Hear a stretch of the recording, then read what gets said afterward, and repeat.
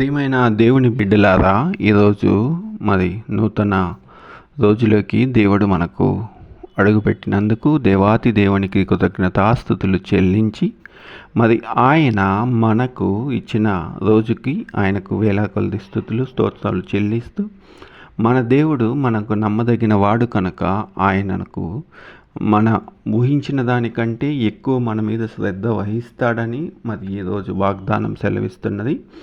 ఆ యొక్క వాక్య భాగాన్ని చదువుకొని మనము విని మరి ప్రార్థించుకొని మన రోజును ప్రారంభించుకుందామండి. ఈరోజుకు ఏర్పాటు చేయబడిన వాక్య భాగము 1 పేతురు 5వ అధ్యాయం 7వ వచనం ఈ విధంగా సెలవిస్తుంది. ఆయన మిమ్మల్ని గూర్చి చింతించున్నాడు గనుక మీ చింత యావత్తు ఆయన మీద వేయుడి. ప్రియులారా, ఈ వాక్యము మన మనసులో ఉన్న ప్రతి చింతను, భయాలను, ఆందోళనను వాటన్నిటినీ దేవుడు మనకు చెప్తున్నాడు. ఆయనకు అప్పగించమని దేవుడు మనకు సెలవిస్తున్నాడు. మన భారాన్ని ఒంటరిగా మోయొద్దు, ఆ భారాన్ని నాతో పంచుకోండి, నేను సహాయం చేస్తానంటున్నాడు. అదేవిధంగా ఆందోళనలు కూడా మరి చింతలు కూడా ఏదైనాను నీకు ఏ అనిశ్చితమైన ఆనందాలైనా కూడా దేవుణ్ణి వ్యక్తపరచుకోవాలి. మనము దేవుడితో మరి సంతోషాలు, చింతలు దుఃఖాలే కాకుండా బిడ్డలారా ఆనందాలు కూడా ఆయనతో మనం పంచుకోవాలి. కాబట్టి ప్రతిదీ కూడా మనము దేవునితో అడిగి మరి దేవుని ద్వారా మనం పొంది దేవుడు మాకు సహాయం దయచేశాడని ఘనమెత్తి చాటే బిడ్డలుగా మనం ఉందాం. కాబట్టి ఈ వాక్య భాగం ఏం సెలవిస్తుందంటే, మనము ఆయన విశ్వసించినప్పుడు మనలో ఉన్న భయాన్ని ఆయన విశ్వాసంగా మారుస్తాడు, మనలో ఆందోళనని ఆయన తీసివేస్తాడు, మన చింతను ఆయన తీసివేసి శాంతిని నివసింపజేస్తాడు. కాబట్టి ప్రియులారా, మనము ఈరోజు ప్రారంభించేటప్పుడు ఈ వాగ్దానాన్ని మనం ఒకసారి గుర్తు చేసుకొని మనకున్న ఆందోళనలైనను, చింతలైనను, ఇబ్బందులైనను దేవునితో పంచుకొని మనము అందరము మన వ్యక్తిగత ప్రార్థనలో ఆయన ముందుకి మనకు కావాల్సిన అవసరాలను తీర్చుకుందామండి. దేవుడి వాక్య భాగాన్ని దీవించులాగున ప్రార్థించుకుందాం. అందరు కళ్ళు మూసుకున్నట్లయితే.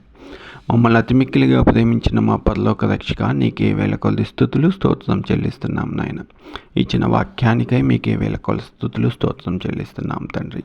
మా చింత యావత్తు మీ మీద ఉంచుతున్నాం తండ్రి. మా భారాన్ని కూడా మీతో పంచుకుంటున్నాం, మా ఆందోళనలు కూడా మీతో పంచుకుంటున్నాం తండ్రి. మీరే సహాయం దయచేస్తారని నమ్ముచున్నాం దేవా. మరి ఉదయకాల సమయంలో తండ్రి, ఆయా పనుల నిమిత్తము స్కూల్ బిడ్డలు, మరి కాలేజీ పిల్లలు మరి వారి యొక్క స్కూళ్ళకు, కాలేజీలకు వెళ్ళిచుండగా నమ్మకూడని వాహనాల్లో వారికి కావలసిన జ్ఞానాన్ని, తెలివిని దయచేయమని వేడుకొంచున్నాం తండ్రి. చదువులో మంచి మెళకువలు నేర్పించమని వేడుకొంచున్నాం. నమ్మకూడని వాహనాల్లో ప్రయాణిస్తుండగా దేవా, వారికి మీరే తోడు నీడగా ఉండమని వేడుకొంచున్నాం. అలాగే తండ్రి, చదువులు అయిపోయి ఉద్యోగ ప్రయత్నాల్లోనూ ఉంటున్న బిడ్డలకు మరి మీరే తోడు నీడగా ఉండమని వేడుకొంచున్నాం. మరి ఉద్యోగ ప్రయత్నాలు ఏ విధంగా చేయాలో వారికి నేర్పించమని వేడుకొంచున్నాం.